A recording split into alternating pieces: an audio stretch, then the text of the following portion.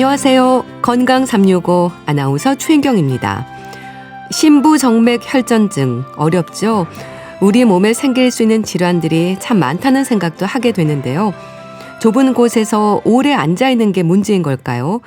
이코노미 클래스 증후군으로도 불리는 질환이 심부정맥 혈전증입니다. 장시간 운전을 하는 분들이나 주로 앉아서 일을 하는 경우에도 위험이 있지 않나 싶은데요. 다리가 붓고 저린 증상을 특징으로 하는 심부정맥 혈전증은 어떤 상태인 건지 알아보겠습니다. 그리고 3대 사망 원인 중 하나로 지적되는 폐렴에 대해서도 살펴봅니다. 건강 365 리오 세이어의 More Than I Can Say 듣고 시작하겠습니다. KBS 라디오 건강 365 함께하고 계십니다. 심부정맥 혈전증 들어보셨습니까? 이름은 생소할 수 있는데 드물지 않게 발생하는 질환입니다. 흔히 이코노미 클래스 증후군으로도 불리는데요. 오래 앉아있는 게 문제인 걸까요? 가톨릭대 인천 성모병원 심장혈관내과 변재호 교수에게 도움 말씀 듣겠습니다. 교수님 안녕하세요. 네, 안녕하세요. 네, 반갑습니다. 심부정맥 혈전증, 이름부터 어려운데요. 일단 심부라는 게 깊은 곳이라는 뜻이지 않나요? 네, 맞습니다. 그래서 심부 이제 정맥, 좀 깊은 곳에 있는 정맥에 주로 이제 혈전증이 발생하면서 나타나는 질환이기 때문에 네. 이런 의학적인 진단명이 붙은 겁니다. 네. 그러니까 우리 몸속에 깊은 곳에 자리한 정맥에 혈전이 생긴다는 건데요. 피떡이 혈관을 막는다는 거죠? 네, 맞습니다. 이제 심부정맥 혈전증은 이런 다리 깊은 정맥 안에 네. 혈전이 생기면 아무래도 혈액 흐름을 방해하거나 막게 되겠죠.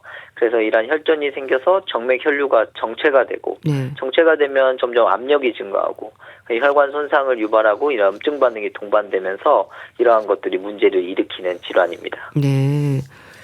그러니까 깊숙한 곳에 위치하는 굵고 큰 정맥이 다리 쪽을 얘기하는 건가요? 네, 맞습니다. 주로 다리에 이제 허벅지의 대퇴 정맥이라든지 무릎 뒤에 있는 스로아 정맥, 또 골반 안쪽의 장골 정맥 같은 굵고 깊은 정맥을 말하는 겁니다. 네. 그래서 또 이코노미 클래스 증후군이라고 하는 건가요?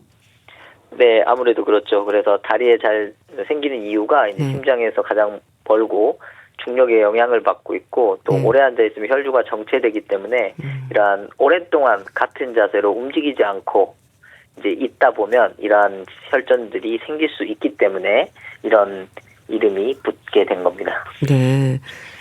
일단 원인이 오래 앉아 있는 게 문제라고 하셨는데 이게 왜 그런 건가요?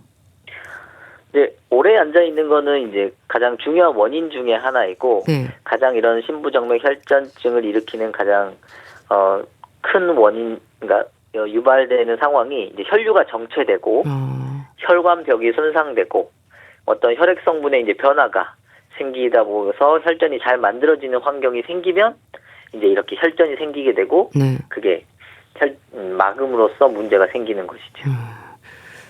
비교적 흔한 질환인가요? 생각보다 드물지는 않습니다. 그래서 연간 한 1000명당 한두 명 정도 발생하기 때문에 엄청 많이 발생하고 그런 정도는 아니지만 또 드물지 않게 발생할 수 있기 때문에 네. 알고 계시면 좋을 것 같습니다. 네. 그럼 혈전으로 정맥이 막힌다는 게 완전히 막히기 전에 초기에도 증상이 있습니까? 완전히 막히기 전에도 증상이 나타날 수는 있습니다. 왜냐하면 워낙 잘 가던 혈관이 갑자기 뭔가 혈전으로 막히게 되면 네. 다리가 붓는다거나 통증이 생긴다거나 눌렀을 때 아프다거나 또 이제 열감 같은 것들이 생길 수가 있습니다. 네. 다리가 붓고 통증도 생기고 피부색도 달라지는 게 혈액 흐름이 원활치 않아서 그런 건가요? 네. 이런 정맥이 막히게 되면 이제 혈액이 이제 동맥으로 보낸 피가 정맥을 타고 다시 심장으로 돌아가야 되는데 네. 그럼 심장으로 올라가지 못하게 되니까 정맥 압력이 상승하고 이제 혈장이 이제 조직으로 빠져나오면서 붓고 혈류가 이제 우려이 되면서 피부가 붉거나 네. 이제 보라색으로 보일 수 있게 되는데 이러한 것들이 이제 피부색이 좀 달라지게 보일 수 있는 이유이죠. 네. 그런데요, 이게 한쪽 다리로만 증상이 생기는 건가요? 꼭 한쪽 다리로만 생기는 건 아니지만 네. 대부분 한쪽 다리에 많이 생깁니다. 특히나 이런 왼쪽 골반 정맥 쪽에 더 많이 생기는데 네. 그 이유가 이제 왼쪽 골반 정맥이 이제 심장으로 가는 과정에서 오른쪽 동맥에 눌리는 이런 해부학적 구조가 있기 때문에 네. 조금 더 흔하게 발생하지만 사실 뭐 이게 꼭 한쪽으로만 온다거나 네. 그렇지는 않습니다. 양쪽으로 다 올 수도 있고 네. 오른쪽에 생기는 분들도 있습니다. 네. 좀 그렇게 혈전이 생기면서 심부정맥을 막는 상태가 위험할 것 같긴 한데요. 구체적으로 어떤 문제가 생기는 건가요? 그래서 이제 뭐 앞서 말씀드린 것처럼 혈전이 막으면 정맥에 정체가 생기고 다리가 붓고 그런 문제도 있긴 한데 가장 큰 위험은 이런 혈전이 떨어져 나가는 겁니다. 그래서 이러한 떨어져 나간 혈전이 혈관을 타고 흘러가다가 심장이나 폐동맥 같은 곳을 막고 그런 것들이 문제가 되는 거죠. 혈전이 떨어져 나간다는 게 무슨 뜻인가요? 이제 혈전이 떨어져 나가게 되면 이제 원래는 생긴 곳에서 가만히 위치하고 있으면 괜찮은데 네. 이게 점점 뭐 이게 우리 몸에서는 또 이제 혈전을 분해하거나 없애는 그런 또 작용도 하기 때문에 혈전이 떨어져 나가게 되면 이동을 하는 거죠. 그럼 이런 이동을 하다 보면 또 다른 곳을 막게 될 수가 있고 이제 그런 것들이 이제 점점 이제 더 작은 혈관이나 이런 것들 가게 되면 문제가 생기는 거죠. 네. 다른 곳으로 이동을 한다면 뭐 폐까지도 이동할 수 있는 건가요? 네, 맞습니다. 이런 다리 정맥에서 생긴 이제 혈전이 위로 올라가면 이제 하대 정맥이라는 큰 정맥으로 가게 되고 네. 그러한 하대 정맥에서 모인 정맥혈들이 우심방, 우심실, 네. 폐동맥 순서로 가서 이제 폐 순환을 거치게 되는데 이러한 혈전들이 이제 폐동맥으로 가서 막히게 되는 것들이 이제 폐혈전 색전증이라고 하는 위험한 질환을 일으킬 수 있는 겁니다. 네. 그러니까 심부정맥 혈전증으로 인해서 폐혈관이 막히는 폐색전증의 합병증도 생길 수 있다는 거네요. 네, 맞습니다. 근데 심부정맥 혈전증도요. 진단을 받는 입장에서는 무슨 얘기인지 잘 모르겠고 부담이 되는데 합병증의 위험까지 있다고 말씀하셨습니다. 폐색전증도 위험한 상태인 거죠. 네, 폐혈전 색전증은 매우 심각한 응급질환입니다. 네. 갑자기 호흡곤란이 발생할 수도 있고 흉통, 실신, 심한 경우에는 심장마비로 급사하는 경우도 있습니다. 그래서 다른 뭐 심부정맥 혈전증은 단순히 그냥 다리에 생긴 혈전 문제로 끝나지 않고 더 위험한 질환으로 발전을 할 수가 있는 거죠. 네. 사망하는 경우도 있는 건데요. 이런 경우도 많은가요? 사망하는 경우는 거의 뭐 많지는 않지만 뭐 특히나 이런 혈전증이 다량으로 대량으로 그러니까 범위가 광범위하게 발생해서 양측 폐동맥을 다 막거나 그로 인해서 심장에 어떤 중대한 혈력학적인 문제를 일으킬 때는 실제로 사망하는 경우도 있습니다. 네. 일단 초기 증상이 뭐 다리가 좀 붓고 통증도 생기고 피부색도 달라질 수 있다고 하셨는데요. 이렇게 다리가 붓거나 피부색이 변하기 전에 미리 알 수 있는 방법은 없을까요? 사실 이제 초기에는 증상이 없을 수도 있기 때문에 참 미리 알 수 있는 방법은 좀 명확하지는 않습니다. 그렇기 때문에 이제 이런 고위험군에서는 장시간 여행 전의 예방이나 특히나 이게 수술처럼 이렇게 오랫동안 누워 있는 분들 이런 분들은 혈류 정체가 생기기 때문에 잘 생기실 수 있거든요. 그렇기 때문에 그러한 분들은 이제 스스로 항응고제 사용이라든지 조기 보행 이러한 것들이 미리 이제 예방할 수 있는 방법입니다. 네. 심부정맥 혈전증의 진단을 위해서는 어떤 검사를 하나요? 기본적으로는 이제 하지 정맥 초음파를 하는데 이제 초음파로 이제 정맥을 쭉 보면서 혈전이 있는지 여부를 보게 되는데 근데 이제 초음파 같은 경우에는 이제 검사자가 또 직접 해야 되고 예약도 해야 되고 이러기 때문에 오래 걸리는 경우가 많습니다. 그래서 이제 최근에는 대부분 폐나 다리 혈관 CT를 찍어보면 이런 혈전의 유무를 쉽게 알 수 있어서 이제 CT로 검사를 하는 경우가 많습니다. 네. 초음파, 뭐 CT를 할 수도 있고 혈관 조영술과 같은 검사도 하는 건가요? 사실 심부정맥 혈전증에서 혈관 조영술은 잘 하지는 않습니다. 네. 치료도 궁금합니다. 치료는 약물인가요? 치료 기간도 궁금한데요. 기본 치료는 이런 항응고제입니다. 네. 우리가 이제 항응고제란 말은 혈전을 녹이는 치료라고 생각하시면 되는데요. 그래서 이제 생긴 혈전이 다시 생기지 않고 녹을 수 있도록 지속적으로 이제 항응고제를 복용을 해서 네. 천천히 녹이는 거고, 보통 저희가 치료 기간을 3에서 6개월 정도로 잡고 있고, 원인에 따라서는 이런 평생 예방 쪽으로 복용을 하기도 합니다. 네. 이런 항응고제로도 치료가 안 되면 그때는 어떻게 하나요? 이런 너무 이제 광범위하게 생긴다거나 네. 너무 오래되거나 그러면 이런 항응고제로도 잘 치료가 안 되는 경우가 있는데요. 네. 그런 경우에는 우리가 혈전 용해술이나 카테터, 혈전 제거술 이런 것들도 고려를 할 수 있습니다. 혈전 용해술이나 혈전 제거술 같은 시술적 치료들 말씀하셨는데요. 필터를 삽입하는 것도 시술인 거죠? 네, 맞습니다. 예, 효과는 큰가요? 사실 필터를 삽입한다라는 거는 혈전을 녹이거나 없애는 치료가 아닙니다. 보통 우리가 이제 이런 필터를 하대 정맥, 큰 이제 심장으로 가는 그 관문인 하대 정맥에다 삽입을 하게 되는데, 네. 이거 자체는 혈전을 녹이는 게 아니고 다리에서 생긴 혈전이 이 심장이나 폐로 올라오면서 중대한 문제가 생기기 때문에 네. 그러한 것들을 올라오지 못하도록 막아주는 거름막 역할을 하게 되고요. 네. 사실 이러한 경우에는 흔하진 않지만 우리가 아까 치료는 항응고제라고 하지 않았습니까? 네. 하지만 우리가 모든 환자에서 이 항응고제를 쓸 수 있는 경우가 없을 수도 있습니다. 그렇죠. 예를 들어서 뭐 뇌출혈이 있거나 네. 위장출혈이 있거나 출혈 쪽은 항응고제를 쓰면 안 되는 상황인데, 정맥에는 혈전이 생기면 이거는 이도저도 안 되는 상황이 되기 때문에 네. 그러한 경우에는 일단 중대한 문제를 막기 위해서 필터를 삽입을 하고 아니면 다른 문제를 해결한 이후에 네. 추후에 치료를 하게 되죠. 결국 필터 삽입은 이런 어떤 혈전이 심장이나 폐로 올라가지 못하도록 막아주는 일시적인 치료이고, 대부분 필터를 삽입한 이후에는 일정 시간이 지나면 필터를 제거를 합니다. 혈전 용해술과 혈전 제거술은 또 간단하게 할 수 있는 건가요? 이제 환자의 치료 범위나 이런 것들에 따라서 네. 간단한 경우도 있지만 굉장히 복잡하거나 어려운 경우도 있습니다. 네. 수술이 필요한 경우도 있을까요? 드물게 이제 광범위한 혈전으로 다리 괴사 위험이 있다거나 그런 경우에는 외과적 혈전 제거술을 시행하는 경우도 있습니다. 네. 그럼 말씀 주신 시술이나 수술 후에도 심부정맥 혈전증이 또 생길 수 있을까요?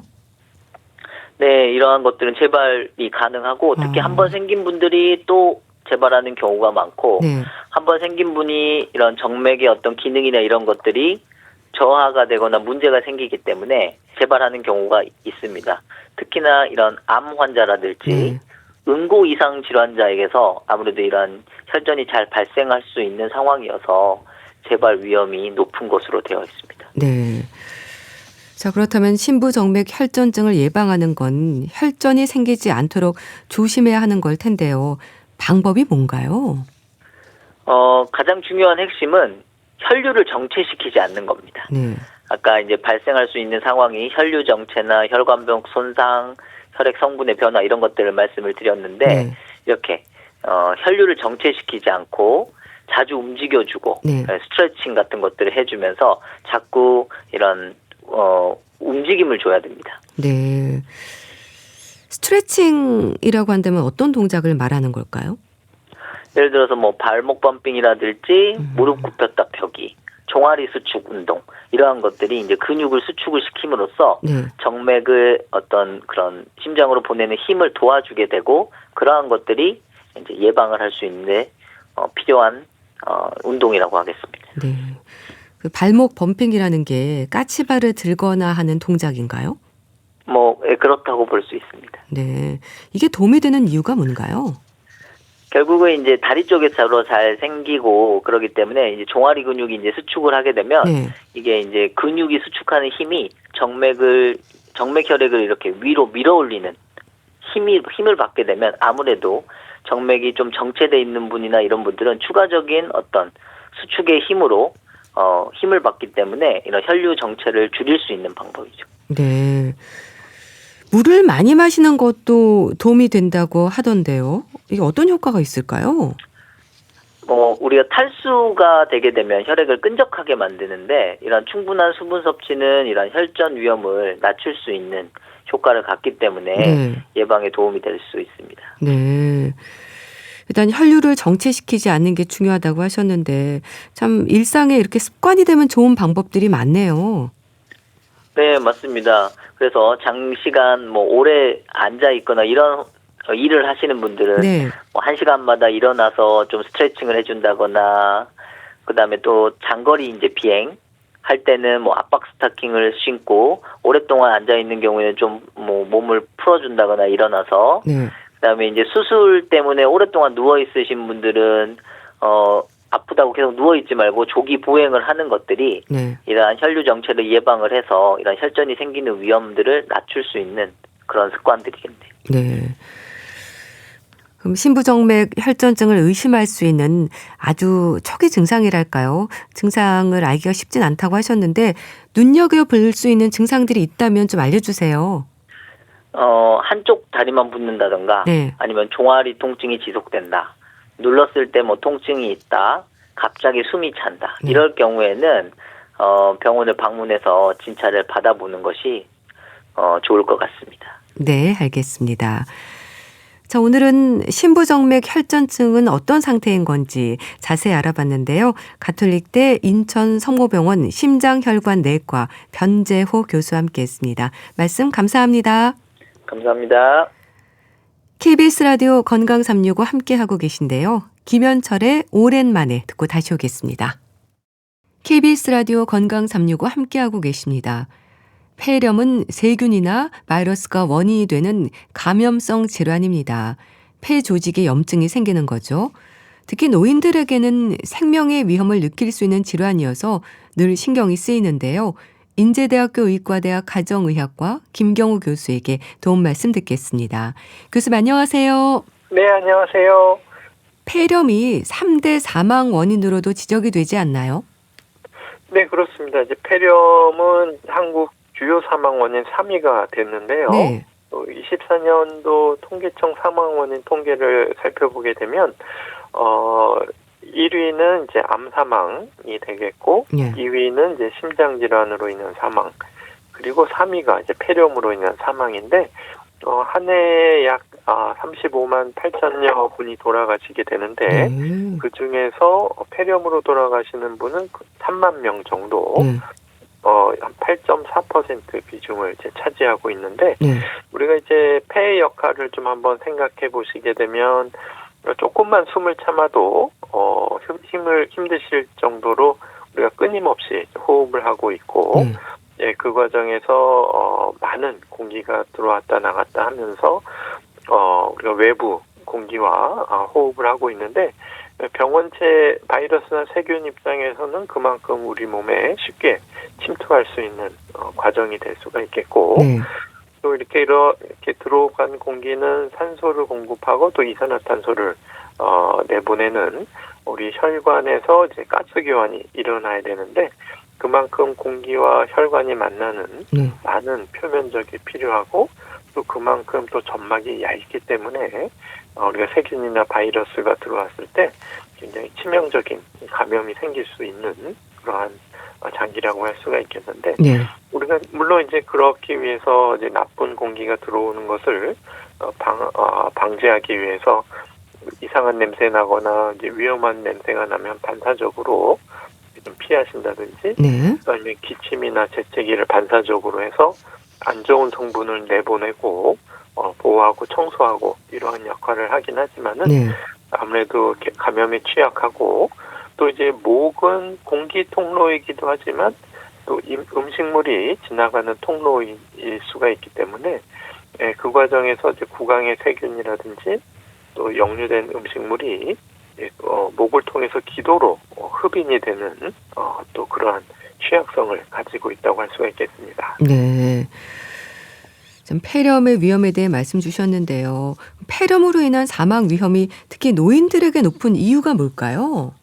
네, 아무래도 이제 노인들 같은 경우에는 이제 면역력이 이제 떨어져 있어서 세균이나 바이러스에 대한 방어력이 좀 떨어져 있고, 네. 또 이제 가지고 계신 동반 질환, 뭐 심장 질환, 당뇨병, 콩팥 질환, 간 질환 이런 동반 질환이 또 많으시고, 또 이제 우리가 음식물을 잘 먹고 삼켜야 되는데 이러한 목에 근육의 반사작용이나 근육이 약하신 분들은 식사하시다가 목에 잘 걸리고 음식물이 기도로 들어가거나 아니면 또 식사한 다음에 이렇게 음식물이 다시 역류해서 그것이 이제 기도로 들어가는 위험이 증가할 수가 있겠는데 특히 이제 또 어르신들은 이제 폐렴이 오게 되면 바로 막 열이 나고 막 기침이 심하고 이런 게 아니라 또 증상이 좀 모호하고 열도 없고 기침도 별로 없는데 그냥 기운이 없고 식사를 잘 못하신다. 폐렴이 그렇게 이제 모호하게 나타나서 이제 좀 늦게 발견이 되는 경우도 많아서 어르신들은 이제 폐렴으로 인한 폐렴에 걸렸을 때 중증이나 사망으로 갈 위험성이 높아지시는데 특히 이제 어르신들 중에는 이제 인지장애가 있어서 치매가 있다던가 또 이제 뇌졸중 이런 것들이 있는 분들 같은 경우에는 가래 배출도 잘 어렵고 식사도 이렇게 제대로 또 잘 못하고 또 식사하시다가 기도로 또 잘 들어갈 수가 있기 때문에 특히 이제 어르신 분들은 여러 가지 이유로 폐렴에 걸리게 되면 사망 위험이 높다 이렇게 볼 수가 있겠습니다. 네. 그렇게 인지장애가 있는 분들 또 기저질환이 있는 분들에게 이제 폐렴이 생길까 걱정을 하게 되는데요. 기저질환과 폐렴은 어떻게 연결해서 생각할 수 있는 걸까요?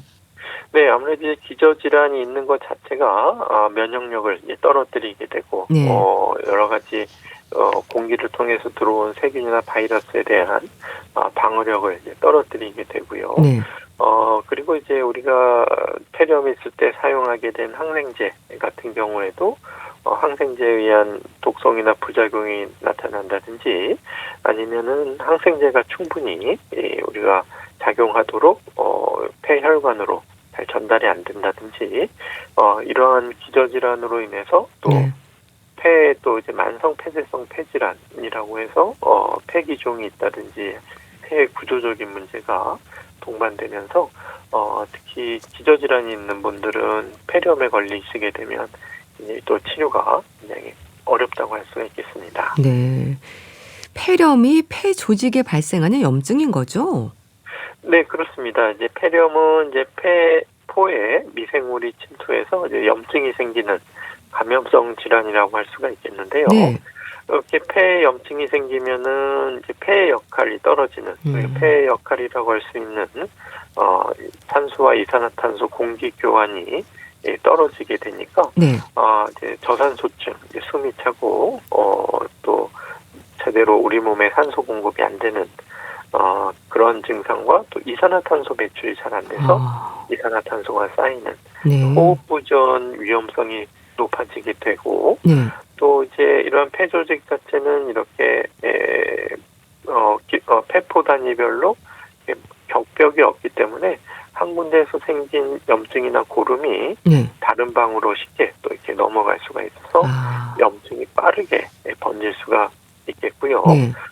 또 이렇게 폐 조직 같은 경우에는 우리가 이제 기침이나 가래를 통해서 여러 가지 이물질이나 이런 것들을 배출을 해야 되는데 그런 것들이 좀 떨어진 경우에도 이제 가래가 배출이 잘 안 돼서 염증이 잘 고이고 또 그러한 염증이 폐혈증으로 세균 같은 것들이 폐에만 머무는 것이 아니라 2차적으로 전신적인 폐혈증, 전신적인 염증 상태로 진행되기가 쉽겠습니다. 폐에 염증이 생기는 감염성 질환인 건데요. 원인이 세균과 바이러스인 걸로 알고 있습니다. 네, 그렇습니다. 이제 모든 세균과 바이러스가 원인이 될 수가 있지만 주요 폐렴 원인균들은 우리가 이제 폐렴구균이라고 불리는 세균이 좀 더 많이 차지하고 있고 또 이제 바이러스 중에서도 특히 이제 호흡기, 특히 상기도보다 하기도까지 잘 잘 폐렴을 일으키는 바이러스들, 우리가 이제 인플루엔자 바이러스라든지 또 뭐 코로나 바이러스라든지 아니면 요즘 이제 RSV라고 불리는 호흡기 세포융합 바이러스 같은 경우가 특히 또 폐렴을 잘 일으키는 바이러스로 알려져 있고요. 그 밖에도 이제 뭐 곰팡이균이라든지 이런 경우에도 또 아니면 아주 작은 세균이나 곰팡이로 분류되지 않는寄생충 같은 원인균 같은 경우에도 특히 이제 면역이 떨어져 있는 분들에게서 이러한 주요 원인 세균 바이러스寄생충이 될 수가 있겠고 또 우리가 이제 일상 그 지역 사회에서 걸리기 쉬운 이런 균들뿐만 아니라 병원 내에는 이제 여러 가지 항생제에 대해서 내성을 가진 세균들이 선택적으로 살아남으면서 독한 항생제 내성균들이 또 존재할 수가 있는데 이러한 균들 같은 경우에는 또 일반적인 항생제로 잘 치료되지 않는 이러한 세균들도 병원성 폐렴의 또 주요 원인균이 될 수가 있겠습니다. 네. 폐렴구균 지적을 하셨는데요. 증상이 감기와도 비슷하지 않나요? 네, 증상만으로는 사실 이게 감기인지 뭐 폐렴인지 또 아니면 어떤 바이러스에 의한 폐렴인지 세균 또 세균 중에서도 뭐 백일에 뭐 다양한 호흡기 세균이 있지만 폐렴구균에 의한 세균인지 참 증상만으로 감별하기는 어려운데요. 특히 이제 우리 호흡기 증상 이제 기침이 나고 가래가 생기고 열이 나고 이런 것들은 사실은 상기도 감염, 목이나 코에 감염이 생기는 감기와도 이제 비슷한데 아무래도 이제 폐렴이 조금 더 진행되게 되면 실제로 이제 호흡곤란을 일으킨다든지 아니면 폐염증이 이제 폐에 가슴벽까지 진행되게 되면 숨 쉴 때마다 이제 가슴에 통증이 또 생기거나 또 이제 우리가 물이 차서 또 호흡이 또 많이 숨찬 증상이 나타나게 되면 이거 이제 감기는 아니고 이제 폐렴이다 뭐 이렇게 보고 적극적으로 검사와 치료가 필요한 경우가 있겠는데요. 우리가 이제 폐렴 같은 경우에도 이제 단순히 특히 이제 어르신들 같은 경우에는 열이 나고 기침이 나고 이렇게 생기지 않고 애매모호하게 또 증상을 표현하실 수가 있어서 우리가 이런 경우에 이제 폐렴인지 아닌지도 확인해야 되고 또 원인이 폐렴구균인지 아니면 다른 바이러스들인지 이런 것들을 감별해야 되는데 일단은 우리가 이제 폐렴 여부를 확인하게 되면 이제 그 폐렴구균인지에 대한 검사 결과를 확인하기 전에 우선적으로 치료부터 하면서 그다음에 추가적으로 나오는 배양 검사나 시간이 좀 오래 걸리는 검사 결과를 확인해서 또 거기에 맞는 항생제의 치료 전략을 수립할 수가 있겠습니다. 아무래도 염증 범위가 넓고 심할수록 증상은 더 심해지겠네요. 네, 그렇습니다. 이제 아무래도 폐렴 범위가 작은지 넓은지에 따라서 호흡부전 위험이 숨찬 위험이 차이가 많이 날 수가 있겠는데요. 아무래도 이제 폐 염증 부위가 넓게 되면 호흡곤란이 생길 수가 있겠는데 아무래도 이제 같은 범위의 염증이라고 하더라도